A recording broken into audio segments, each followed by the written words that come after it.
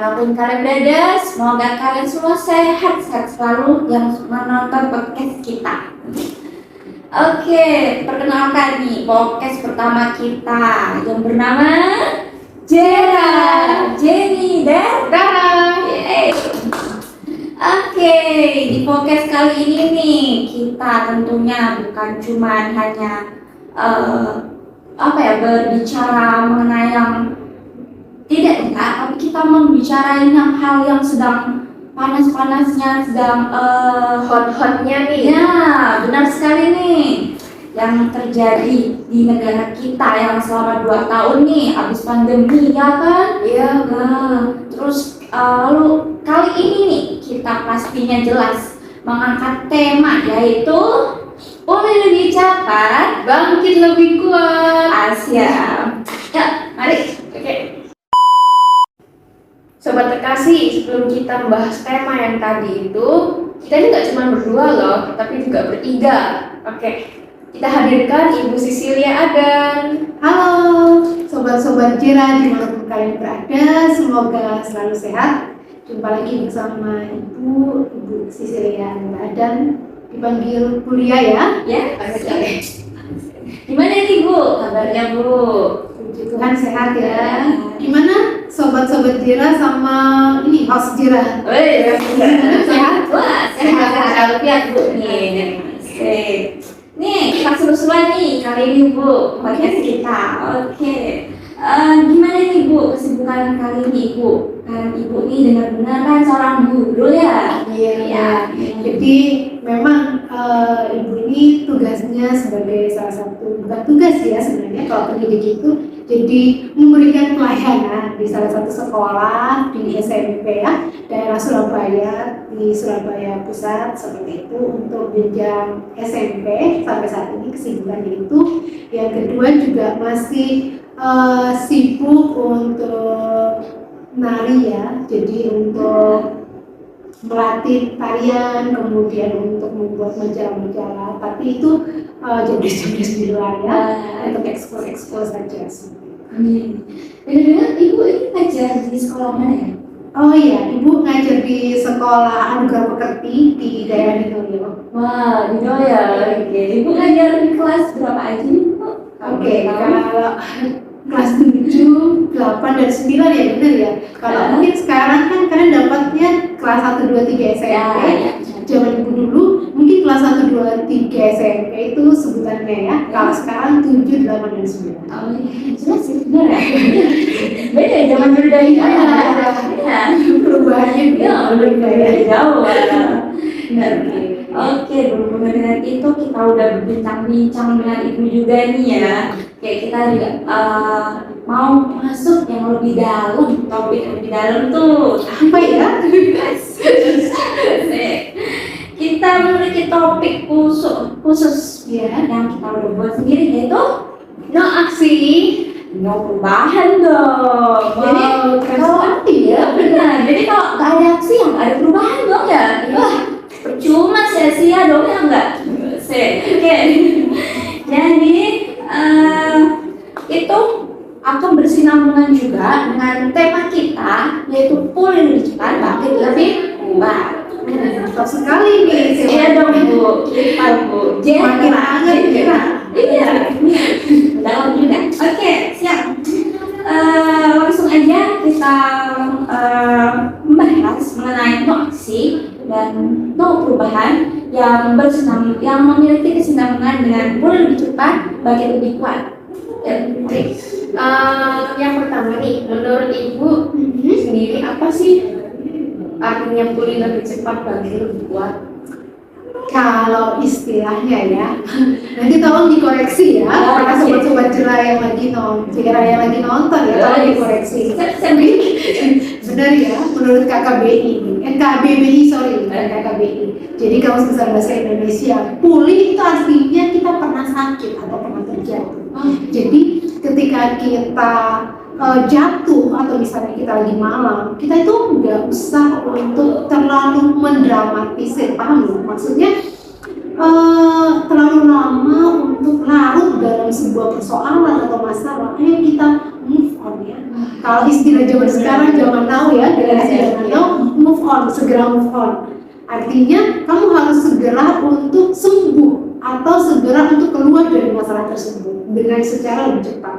Kemudian bangkit lebih kuat, artinya kalau kamu kemarinnya itu lemah, berarti sekarang dengan adanya sebuah persoalan, kamu move on, kemudian kamu harus lebih bersemangat dan harus bangkit lebih kuat dari yang kemarin-kemarin sebenarnya.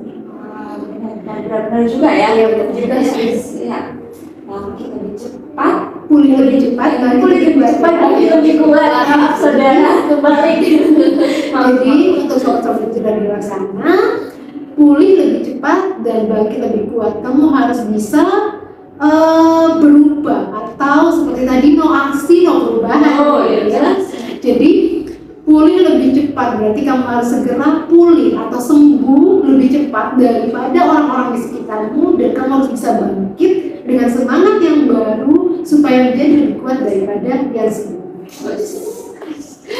Bagus ya, benar. Oke Bu, itu menurut Ibu yang mengenai arti sebuah pulih lebih cepat, bangkit lebih kuat. Yang kita pulih dan kita bangkit juga dari yang sakit itu, kita makin bangkit lagi kan ya? Iya. Ya, itu benar kan ya Bu? Betul sekali.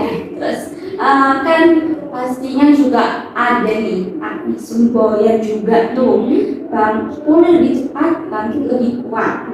Nah, apakah sesuai nggak sih Bu menurut Ibu itu untuk kondisi masyarakat Indonesia yang saat ini baru selesai, apalagi pandemi ini ya? Ya, gimana rasanya pandemi? Wah, enak nggak?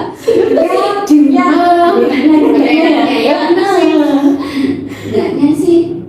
Tapi apa sih ya Jadi pandemi yang kita biasanya ke mall, anak generasi sekarang ya, apalagi kalau sobat-sobat Jera di luar sana kan pasti di Surabaya sih mainnya ke mall.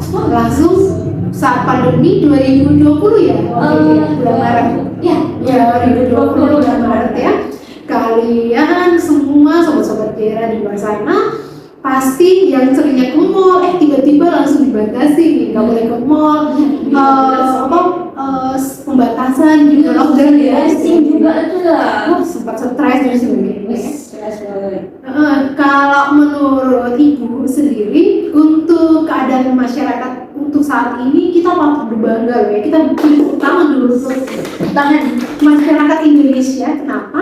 Karena dari keadaan ekonomi atau misalnya keadaan dunia dibandingkan dengan dunia-dunia sebelumnya atau dunia-dunia lain, maksudnya bukan dunia mistis ya, maksudnya negara lain gitu ya.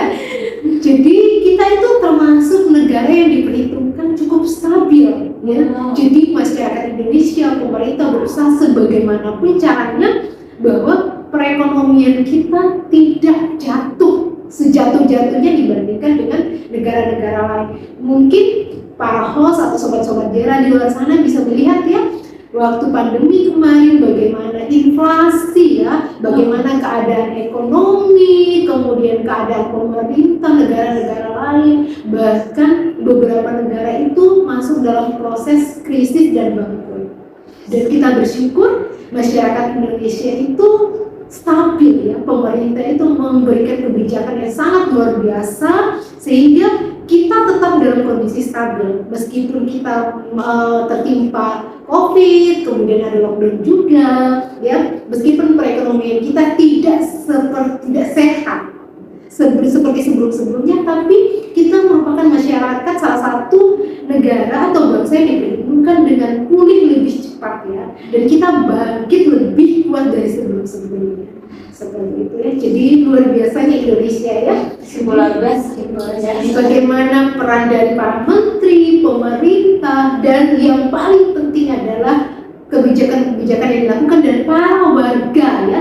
Para warga kita lihat waktu COVID, bagaimana kita gotong royong kebersamaan ya.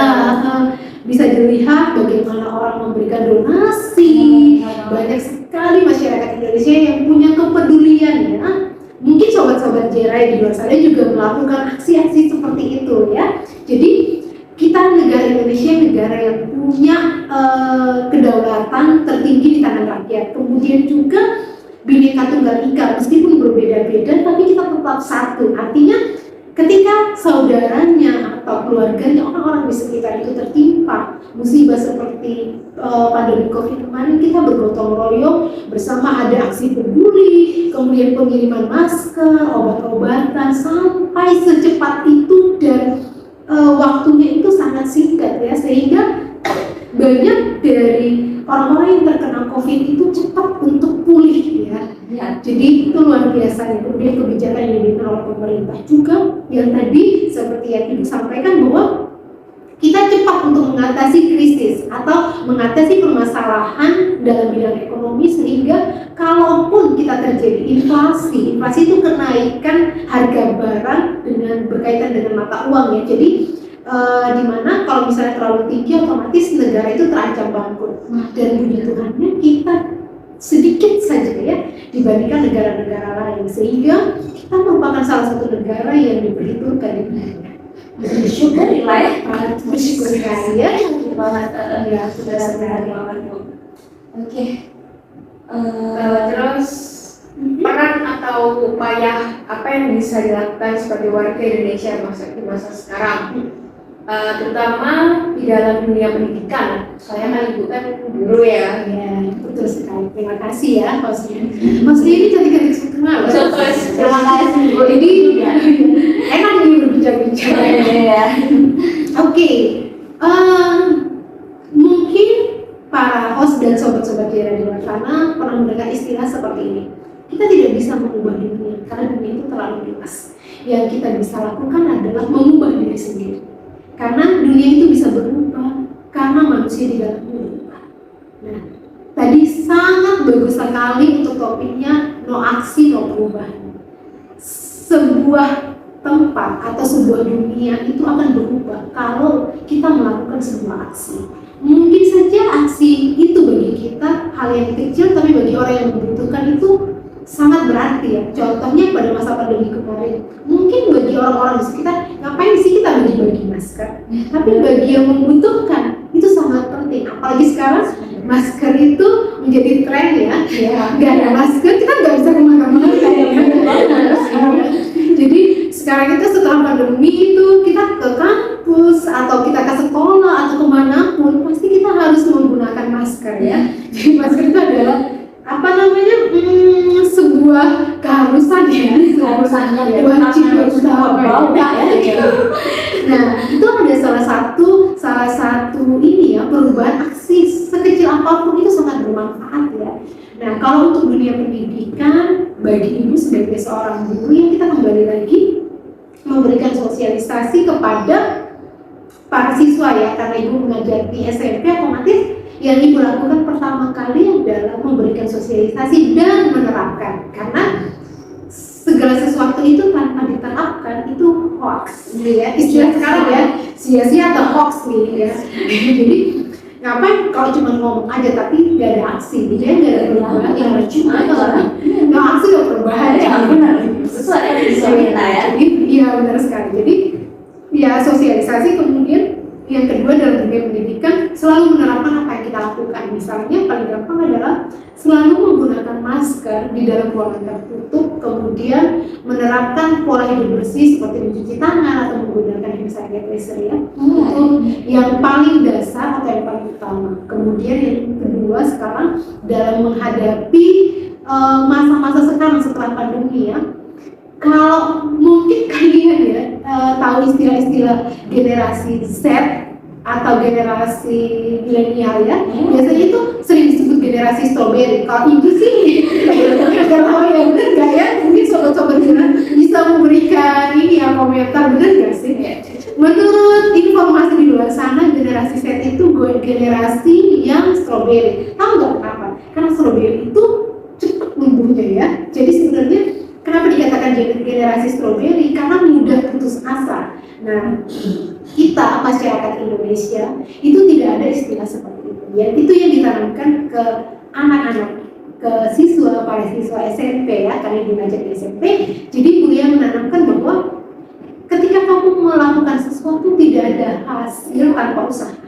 Ya, jadi dan jangan berputus asa. Ya. Makanya kamu harus bisa bangkit, bisa move on, lebih kuat dari yang sebelumnya dan harus bisa lebih semangat ya. Semangat artinya kamu harus bisa untuk move on atau pulih dari rasa sakitmu dan tidak mudah berputus asa. Jadi apapun yang kamu lakukan, apapun yang kamu kerjakan, itu harus bisa bangkit dan bisa pulih lebih cepat dari yang sebelum-sebelumnya. Tidak mudah menyerah, tidak mudah putus asa, ya, lebih semangat dan melihat hidup itu bahwa kita bisa melakukan hal apapun di dunia ini selagi kita masih menjadi makhluk hidup ya, seperti itu. Kita menjadi manusia yang berguna, itu yang pertama. Yang kedua, ada dan etika. Hal-hal terapkan pola atau kebiasaan yang berkaitan dengan etika seperti itu. Karena kita negara Indonesia adalah negara timur yang menjunjung tinggi adab dan sopan santun ya, sesuai dengan ideologi bangsa ya, ideologi bangsa, kemudian ideologi bangsa itu Pancasila, kemanusiaan yang adil dan beradab. Itu sila keberapa ya? Adil dan beradab. Keberapa ya sila? Keberapa ya? Kedua ya, kemanusiaan yang adil dan beradab. Oh, itu yang perlu ditekankan karena masa sekarang ini adalah masa di mana orang-orang itu banyak sekali terjadi permasalahan dalam bidang ekonomi, tapi satu hal yang paling penting adalah jangan lupa menjunjung tinggi atau melaksanakan adab ya, sopan santun. Itu saja sih kalau dunia mungkin bagi dunia pendidikan lain juga mungkin sama atau mungkin di bidang-bidang yang lain juga mungkin ada yang berbeda. Tapi kalau untuk spesifik ibu sebagai bagian dari pendidik ya, pendidik itu yang bisa ibu terapkan untuk hal-hal yang paling sederhana di lingkungan sekolah. Sungguh sangat peran dan upaya yang luar biasa ya sebagai guru pendidik di sekolahan, Gus. Oke Bu, kali ini yang terakhir nih. Mungkin apa sih menurut ibu nih saran bagi kami yang kali ini mahasiswa psikologi dan juga untuk rekan-rekan sekalian di luar sana, gimana sih Bu sarannya? Oke, untuk saran bagi ibu sama seperti mungkin tadi ya kita menyambung topik yang nomor 3 siswa ya. Kalau ini karena biasanya tingkatan lebih tinggi para mahasiswa dan sobat-sobat Jera yang lagi menonton di luar sana itu kan pasti semakin bertambah usia dan semakin bertambah tingkat pendidikan ya, kalian dari SMP, SMA kemudian kuliah itu biasanya pola pikir dan akal budinya lebih luas, wawasannya lebih luas ya seperti itu. Saran dari ibu sama, apapun yang kalian hadapi di luar sana, ketika kalian lagi ada permasalahan, apalagi psikologi ini ya, biasanya kan psikologi itu adalah dokter mental ya, dokter mental ya.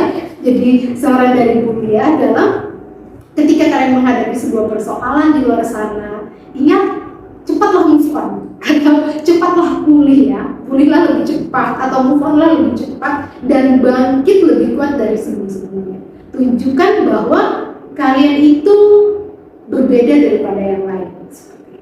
Kemudian ingat segala sesuatu yang kalian lakukan bisa membawa perubahan, tapi dimulai dari kalian sendiri. No aksi, no perubahan. Siap. Jadi mulai dari diri kalian dulu, baru dari orang-orang di sekitar. Kita nggak akan bisa mengubah dunia. Yang bisa kita ubah adalah diri kita.